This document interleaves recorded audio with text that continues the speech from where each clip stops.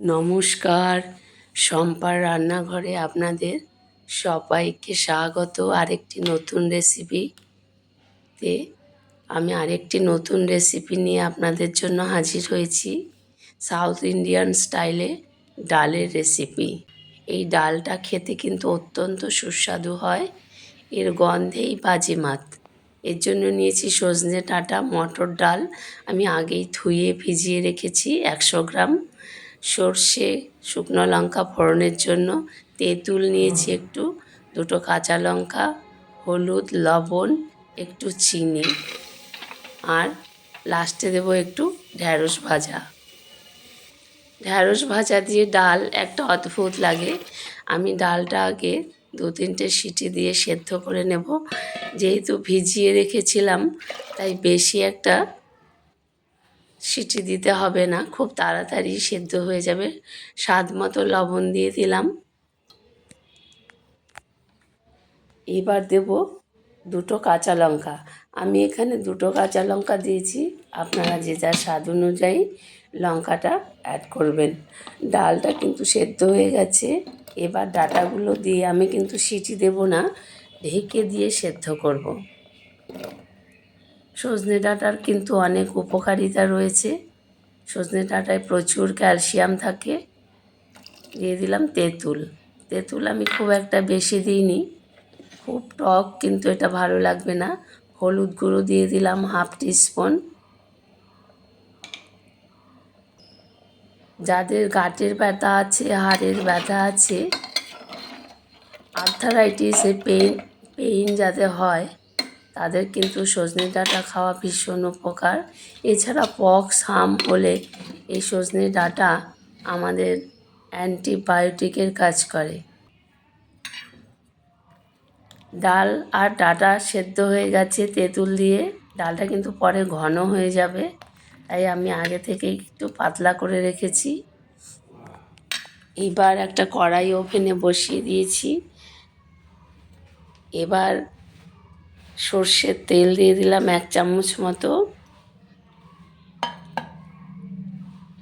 দুটো শুকনো লঙ্কা অ্যাড করব। বন্ধুদের কাছে অনুরোধ, সম্পূর্ণ ভিডিওটি দেখবেন, একটু স্কিপ না করে। লাইক, কমেন্ট ও শেয়ার করবেন। যারা নতুন বন্ধু প্রথম দেখছেন আমার ভিডিও, তারা অবশ্যই একটি সাবস্ক্রাইব করবেন। বন্ধুদের কাছে অনুরোধ, সম্পূর্ণ ভিডিওটি দেখবেন। সর্ষে ফোড়ন দিয়ে দিলাম। আমি কালো সর্ষে দিয়েছি, আপনারা চাইলে সাদা সর্ষেও দিতে পারেন, তবে ফোড়নে কালো সর্ষের ফ্লেভারটা বেশি সুন্দর হয় আর একটু ঝাঁঝালো হয়। এবার দিয়ে দেবো 1 মুঠো কারি পাতা। কারি পাতার জন্য আর সর্ষের জন্য কিন্তু ডালের ফ্লেভার সম্পূর্ণ চেঞ্জ হয়ে যায়। এত সুন্দর হয় ফ্লেভারটা। গরমকালের দুপুরে সুন্দর এই রকম একটি ডাল আর ঝুরঝুরে আলু ভাজা হলে আর কিন্তু কিছুই লাগবে না। বন্ধুদের কাছে অনুরোধ, আপনারা বাড়িতে একবার ঠিক এই রকমভাবে মটর ডাল দিয়ে ট্রাই করে দেখবেন। এই ডাল কিন্তু অত্যন্ত সুস্বাদু হয়। আমার মনে হয় প্রত্যেকের ভালো লাগবে। এবার ডালটা অ্যাড করে দিচ্ছি ফোড়নের সঙ্গে। আমি হাতা দিয়ে দিয়েই অ্যাড করছি, একবারে ঢেলে দিলে গায়ের মধ্যে ছিটে ছিটে আসবে, তাই হাতা দিয়ে দিয়ে আমি দিয়ে দিচ্ছি। এইবারে ঢেলে দেবো একবারে পুরো ডালটা। সম্পূর্ণ ভিডিওটি দেখবেন। ডালটা সম্পূর্ণ আমি দিয়ে দিয়েছি। এবার একটু ফুটিয়ে নেব। অসম্ভব সুন্দর গন্ধ বেরিয়েছে। একটু টক টক মিষ্টি সামান্য দেব। 1 চামচ চিনি দিলাম। 1 চামচ ঠিক না, তার থেকেও কম। খুব একটা মিষ্টি কিন্তু এই ডালে ভালো লাগবে না।